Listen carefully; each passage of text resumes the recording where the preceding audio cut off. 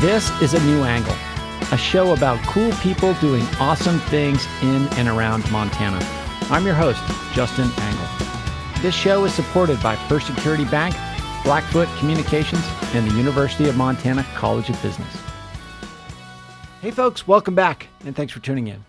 Today we bring you part 2 of my conversation with Penny Ronning, co-founder of the Yellowstone Human Trafficking Task Force. What we've discovered is that for children, it's very honest and direct conversation that makes them feel the safest. We pick it up with our discussion about ways parents can help kids navigate this challenging space. This conversation contains sensitive themes regarding sex trafficking, mental illness, and suicide. If you or a loved one is considering suicide, call the Suicide and Crisis Lifeline at 988. One of the things that we emphasize is to always make sure that your children know you as a parent or a teacher or a law enforcement officer is a safe place for a child to express a challenging situation to.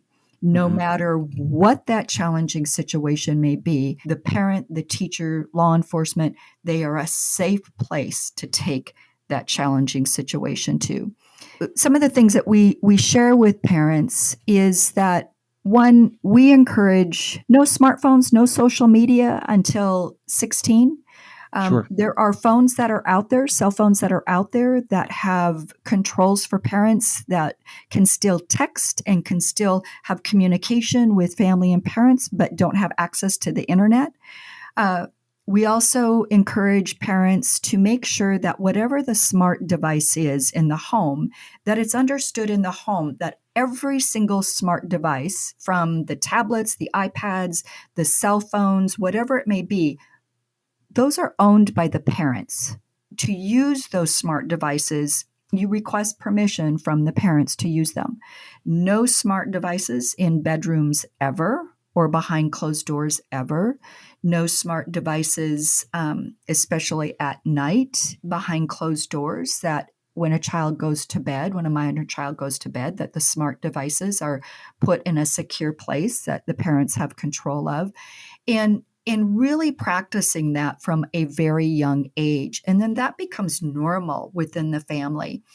And the child is not feeling like they're losing out on something, but that they understand that the ownership of those electronic devices are the parents, just like it's a car or a home or some type of kitchen appliance. It's no different there. We encourage that with the smart devices also.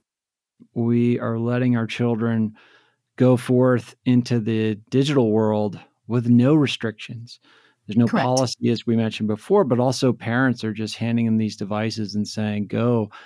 And yet, at the same time, as you mentioned earlier in this conversation, these crimes are much easier to commit in the digital world than they are in the physical world. Correct. And the reason being is that, when we were seeing stranger danger and we saw that, that kids were being kidnapped, when some of those stories would make, the horrific headlines and extraordinarily sad cases. When we saw that happening, we put stranger danger in place and we changed our laws. We improved our laws to protect children. We did a lot of training and a lot of teaching on stranger danger in the schools. We did that in the home. We have not done that as a country or a society with big tech. Yeah, there's no lobby for people that drive white vans, but there's a giant lobby for big tech. Exactly. And so what we know now is that the most dangerous place for a child today is online. Yeah. It is not out playing in the street, because we address the out playing in the street with our laws. We went after those laws right away, and we put laws in place to make that much, much more difficult for anyone, a predator, to be just taking a child off the street. We educated our society. We have not done that with online conversations and online subjects. And as a result, we now have a big tech industry that is larger than all of the world governments. And Now we're fighting a big Goliath at this point within big Yeah. tech. The rapid advancement of technology is extraordinary. Big tech is limitless in what they Mhm. can do.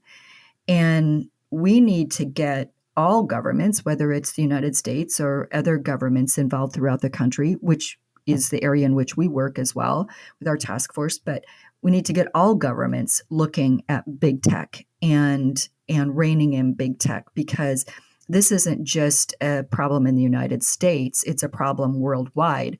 Although I will say that the United States is the number one country in the world for child sexual abuse material. We're the number one country for the consumption of it and purchase of it, and we're the number one country for child sex tourism. Wow. People often want to think a third world country is, but it's not. It's the United States of America. So I've heard you say that people don't see what they're not looking for. So that implies that trafficking is happening all around us and we don't necessarily want to see it or are unable to see it. Can you elaborate on that notion of it happening all around us and we're not seeing it? Yeah, it's the crime that's happening right in front of you, but you just don't know what you're seeing.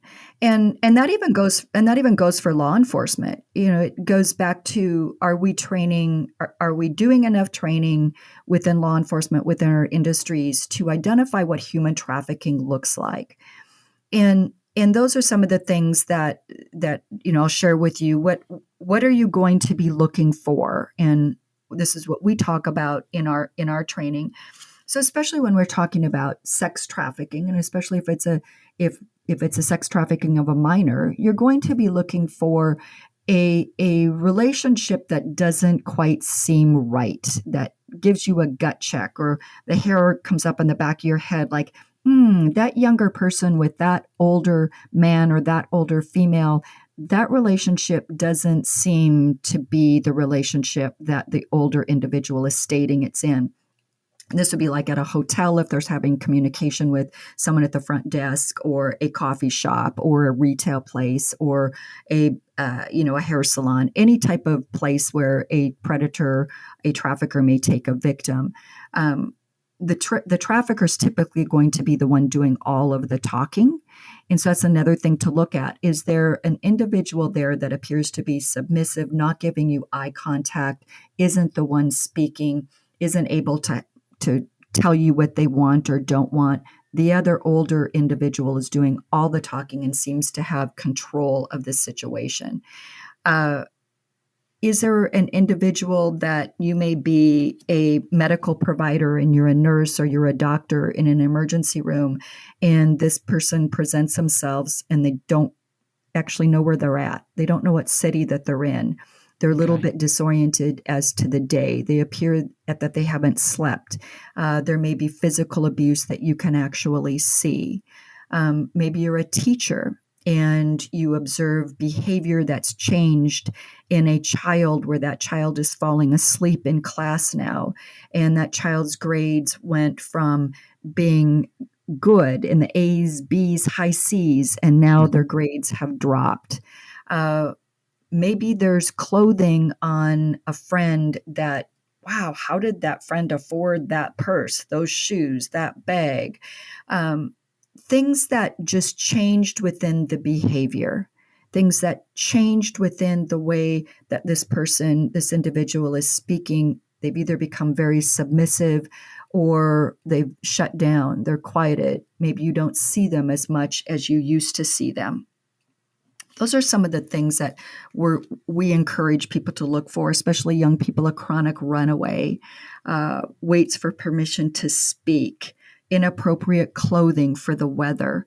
Maybe there are tattoos that you can see. Perhaps you're a firefighter that has shown up to a 911 call, and there's an individual that has a tattoo that you notice that is a barcode, or maybe it's a crown and it says daddy's girl or property of, and then gives a Mm, name. These are some of the signs, the outward signs that you're yeah. going to look for.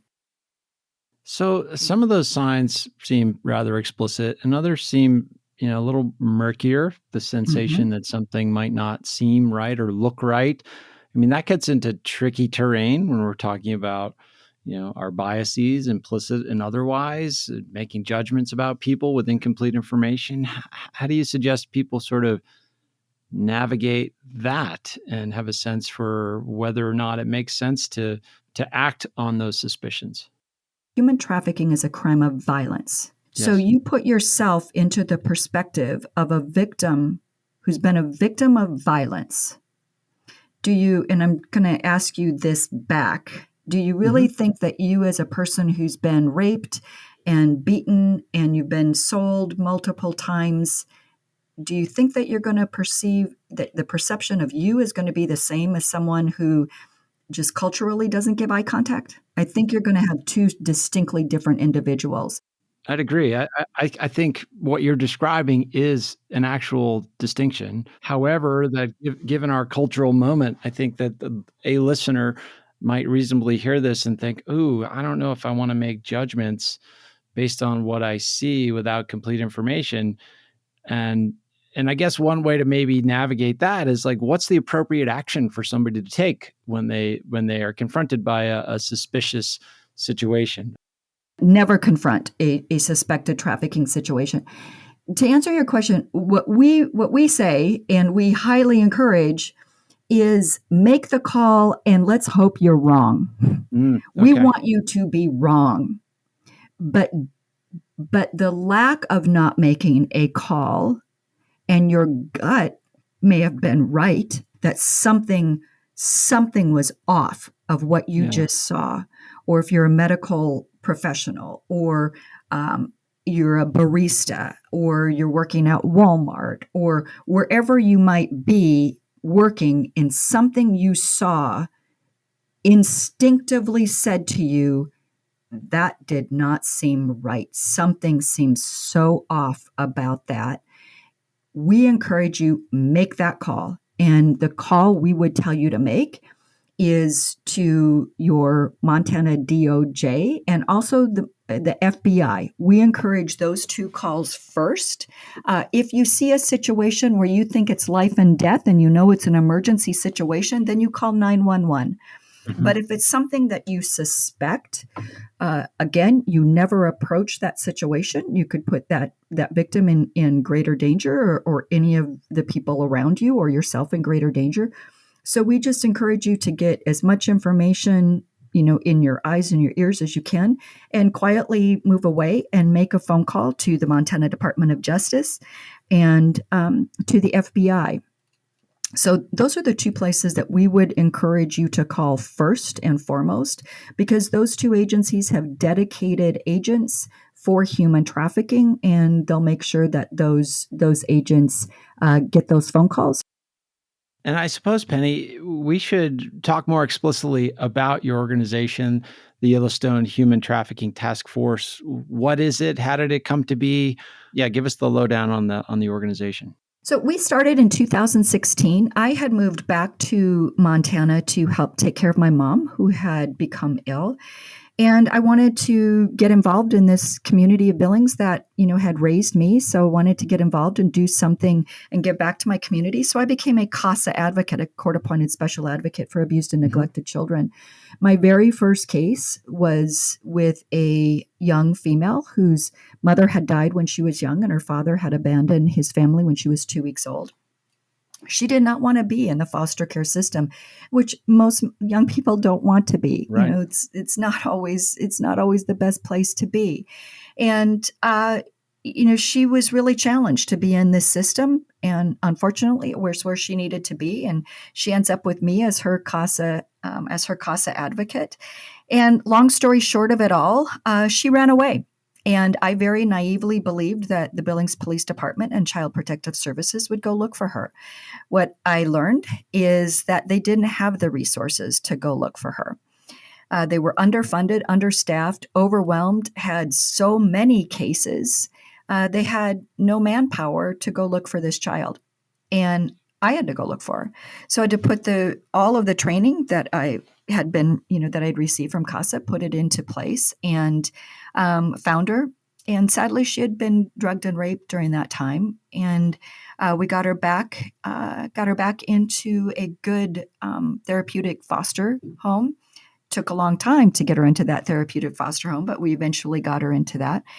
And long story short, when she got her very first job in a fast food restaurant here in Yellowstone County, there was another employee at that place of business that saw every vulnerability inside of her, and he trafficked her out of that fast food establishment. And that's when I learned that what was happening in this community was the same stuff that had happened to my mom, in the 1940s in rural South Dakota.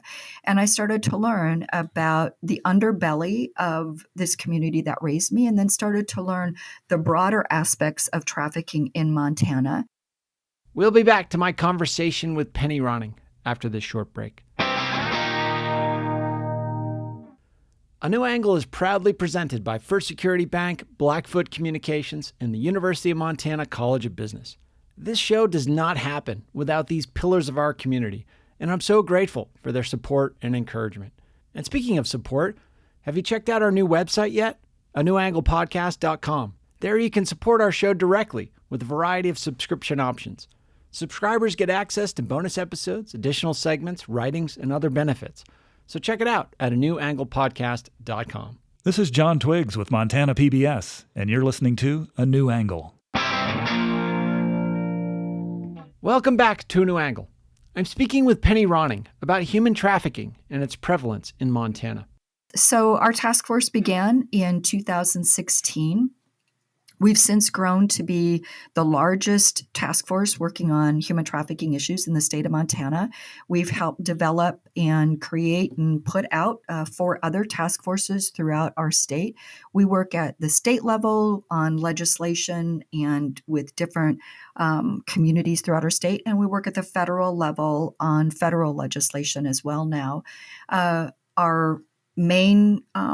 Our main agencies that we work with that helped start our task force and are part of our leadership team is the FBI and the United States Attorney's Office, and then the Montana DOJ, when we were able to get a bill passed in 2019 to for the first time, the state legislature appropriated funding for 2 state agents dedicated solely to investigating crimes of human trafficking in Montana. When we got those 2 state agents in 2019, the Montana DOJ became part of the leadership team of how we work and address human trafficking at a state level, and look for gaps, look for needs, look for all of the kind of the 360-degree look all the way around of how do we address this crime through policy, how do we address it through training, how do we address it through education, how do we address it through law enforcement, prosecution, and victim services. We look at it from all of those different angles and work on all of those different angles every single day. A couple remaining questions. Penny, are we making progress in this area?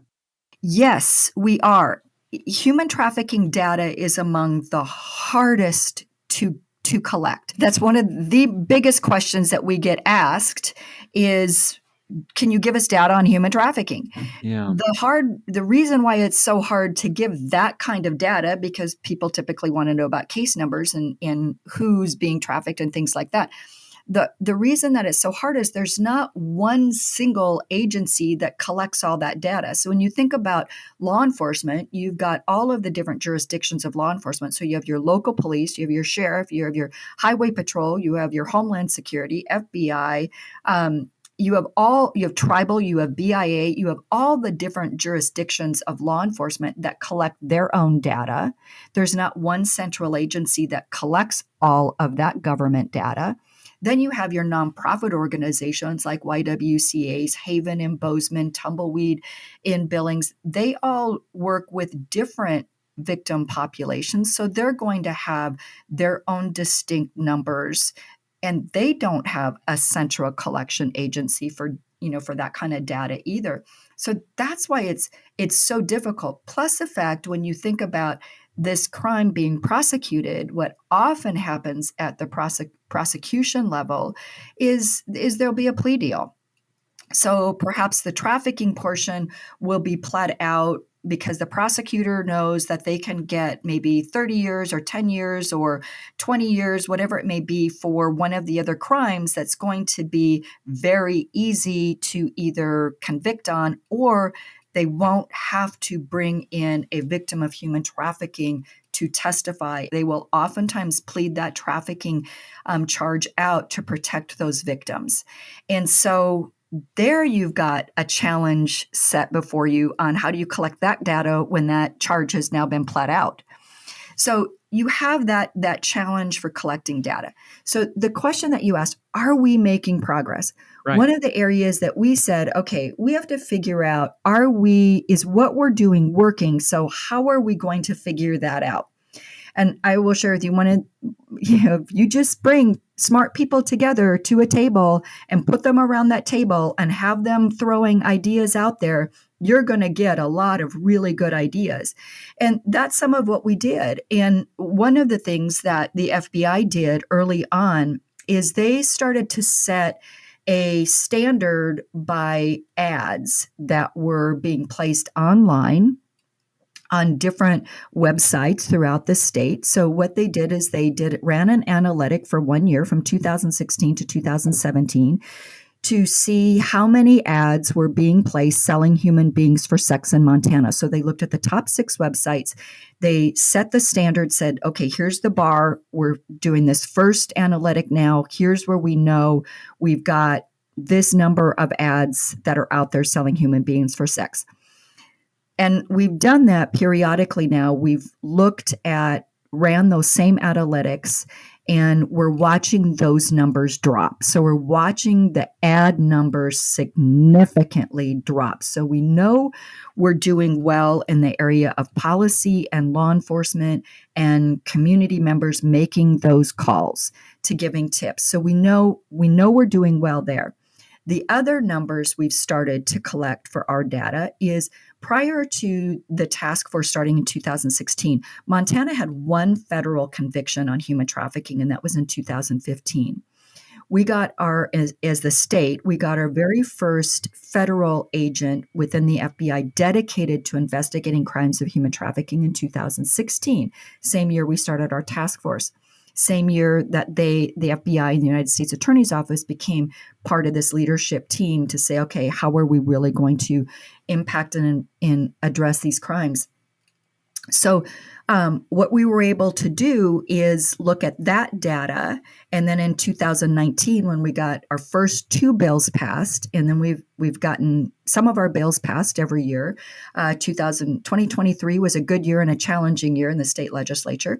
But what we've been able to do is take a look at the conviction levels and take a look at our sting operations, and are we finding success there at the state level, within the state. And what I can share with you is since 2016 and really beginning in 2017, 2018, we started to watch our federal convictions escalate. We've now had, I think, more than 60, 70 federal convictions on human trafficking related charges. At the state level, within the last 2 years alone, when we really started to focus online child predator behavior within sting operations throughout the state, we've now had more than 100 convictions at the state level. So that's the data we look at to say, okay, are we impacting in the right way? Yeah. And that's some of the numbers that we look at. And then we also look at the local levels, do we now have detectives that are dedicated in municipal police departments to human trafficking or internet crimes against children? And the positive report on that is that in most of our urban areas, we now do have detectives that are dedicated to internet crimes against children and human trafficking. So those are the things that we look at to say, okay, are we impacting this crime? And do we have people talking about this? And now we have significant populations of people all throughout our state talking about this crime. and becoming aware of what this crime is and what it looks like, and that it's not the crime of the movies. It looks much different than what the movies make it out to be. Is there any overlap between your organization and organizations that work on missing and murdered Indigenous women? Whenever you have MMIP issues, you're going to have human trafficking in there somewhere. And so human trafficking intersects with MMIP, intersects with drug trafficking, intersects with weapons.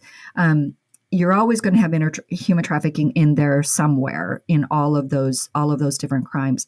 But when we're talking MMIP, yes, absolutely.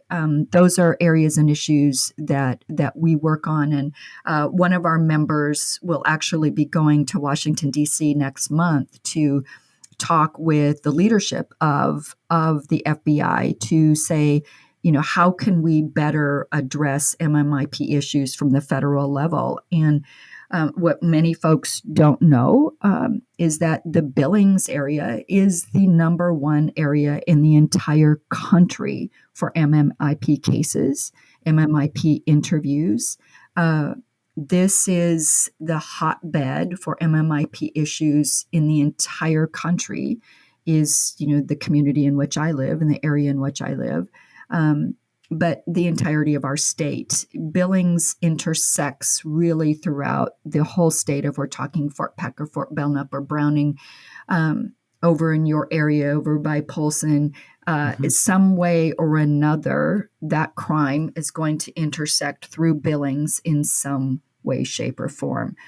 So the Billings area is the number one in the entire country for MMIP cases.